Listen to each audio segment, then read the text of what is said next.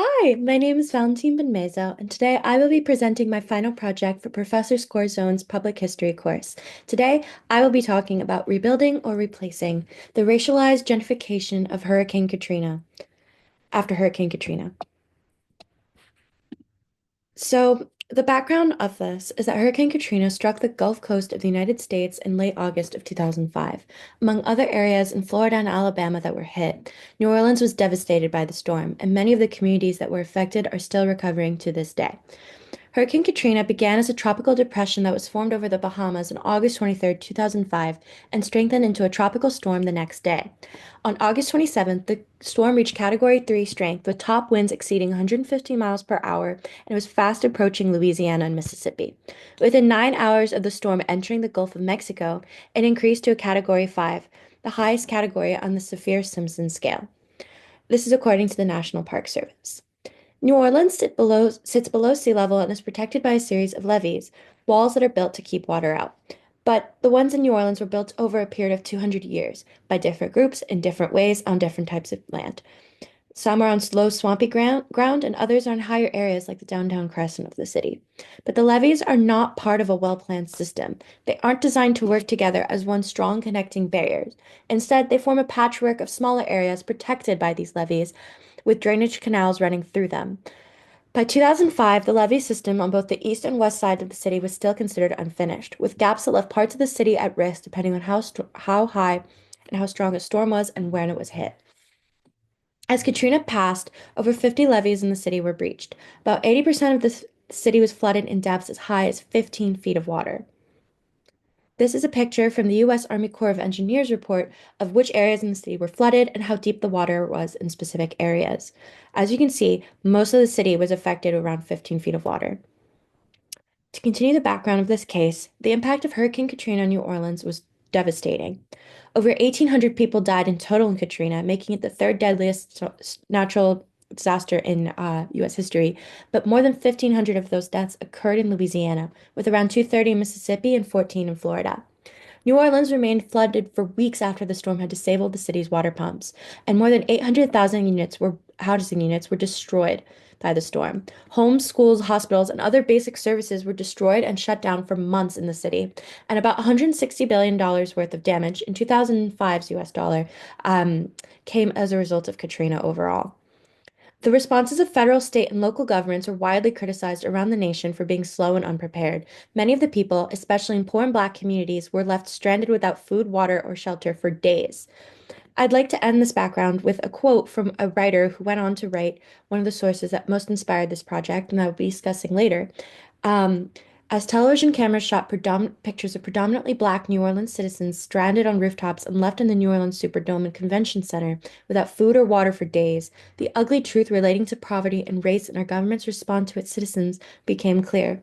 The deferential effects of this disaster were neither natural nor accidental. And I'd like to reframe the issue of disaster, specifically disaster as opportunity. Disasters are often portrayed as these tragic, natural, apolitical events with causes that can be found outside. It was just bad wind. It was just a bad tsunami. But during Katrina, this was no different. Mainstream outlets, when they were reporting about the disaster, tried hard to scrub race from discussions of the disaster. It was more of an implicitly stated factor to the disaster that followed in Louisiana, but it was never explicitly stated. But it's important to remember that what caused the flooding in New Orleans was not the actual storm of Katrina itself, but instead when the levees broke. But as Chester Hartman and Gregory D. Squires argue in There Is No Such Thing as Disaster, Such Thing as a Natural Disaster, their book, the real disaster often lies in what happens afterwards and who benefits from the disaster. In New Orleans, Katrina created a blank state in the city that allowed policymakers and developers to essentially reimagine the neighborhoods of the city without the residents who had given the city its original culture. The crisis became a gateway for gentrification as government officials, agencies, property developers, and political leaders leveraged the chaos following Katrina in ways to remake the city that excluded many of the very residents who were hardest hit, mostly poor and mostly black communities. So, you may be asking, what is gentrification? Gentrification has no singular definition, but it is widely accepted to mean a neighborhood change, generally referring to a dramatic increase in the socioeconomic status of a neighborhood. Essentially, the rich buy the poor people out of their neighborhoods. So, the historical context of systemic racism in New Orleans. Before Katrina, Black communities in New Orleans already were in a crisis. It was not something that was brought with the storm. NOLA's highest poverty rates were almost solely concentrated in the city's African American communities. Crime rates were at their highest, the public education system was collapsing, and with the threat of charter school expansion, it was beginning to displace traditional public education, which was coming to the detriment of low-income students who could not afford to go to charter schools. Black political and business leaders in the city were being disproportionately targeted for investigation by a majority white force of prosecutors in the city. Public housing was being torn down, and residents were being pushed out of the communities that they had grown up in. This shift was already beginning to alter the power dynamic in the city as displacement was weakening the political voices of poor Black communities. By 2007, the city of New Orleans had become highly segregated by race and had developed high concentrations of poverty. Black and whites were essentially living in different worlds before the storm hit. So, gentrification under the guise of rebuilding. Developers pushed for projects that promised reviving New Orleans following the storm, but they didn't place any priority in the returning majority renter Black community in New Orleans. 10 months after Katrina, 80% of NOLA's public housing still remained closed. This resulted in the displacement of thousands of Black residents who were left without affordable housing options and had to move away. The city's redevelopment plans, including those for the lower Ninth Ward and other majority Black neighborhoods, favored mixed income housing and market rate development over efforts to rebuild the homes and communities that had been destroyed. These plans often excluded the voices of displaced and ignored their needs, which only further accelerated the racial displacement that had been occurring in the city. We somehow managed to create a worse housing system than we had pre-Katrina. There's more vulnerability and more housing insecurity. This is a quote from the executive director of housing in NOLA, Andronicia Morris. The process of gentrification in New Orleans after Katrina is just an example of how disaster recovery can be shaped by racial inequality. Gentrification isn't just about economic changes, it's about power and it's about access. In New Orleans, gentrification didn't just mean higher property values and a rising rent.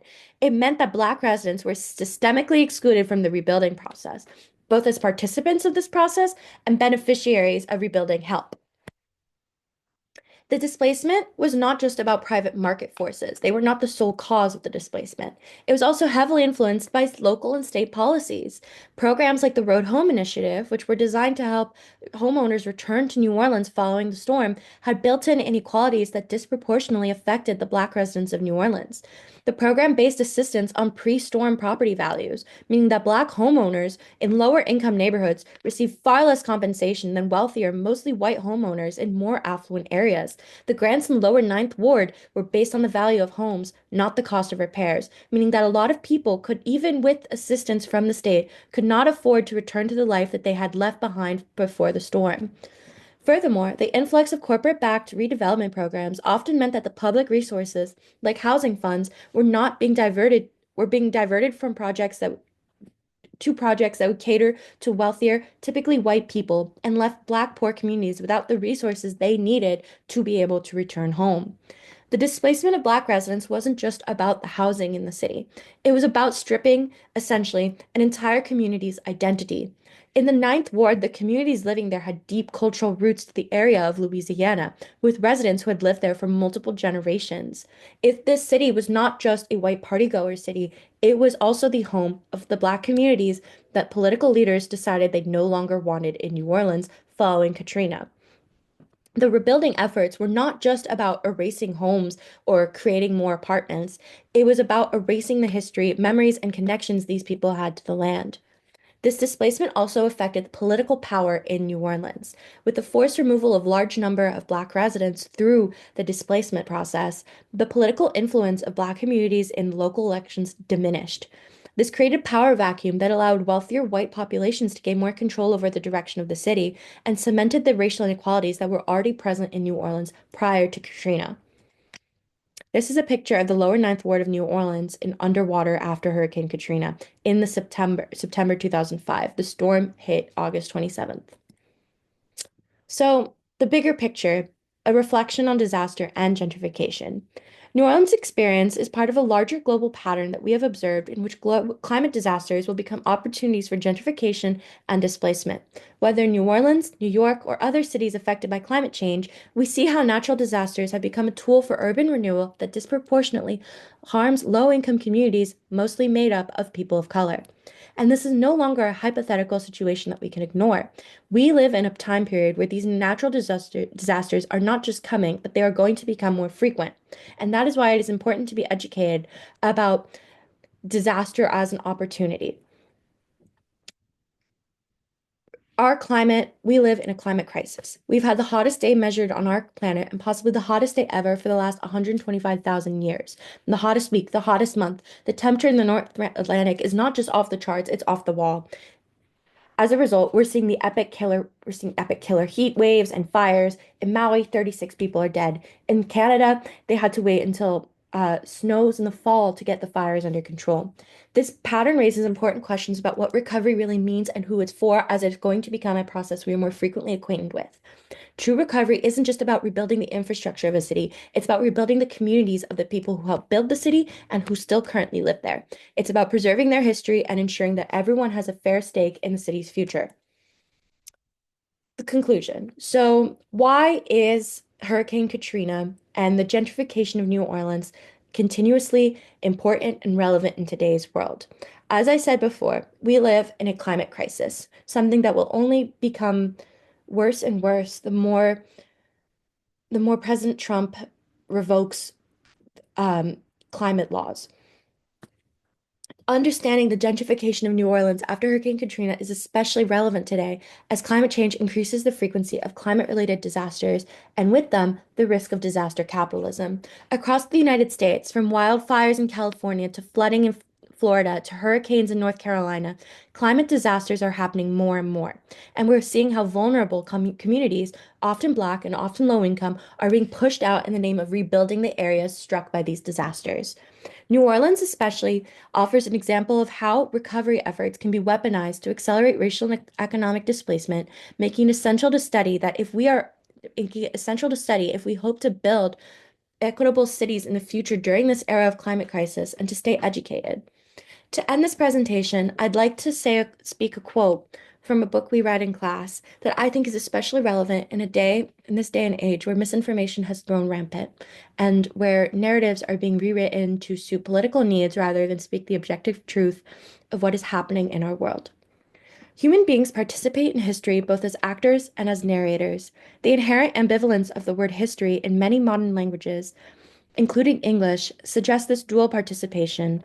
In vernacular use, history means both the facts of the matter and a narrative of those facts, both what happened and that which is said to have happened. The first meaning places the emphasis on the socio-historical process, the second on our knowledge of that process and a story about that process. Thank you for your time. These are the sources I've used throughout this presentation. I will also link them in the description of my video.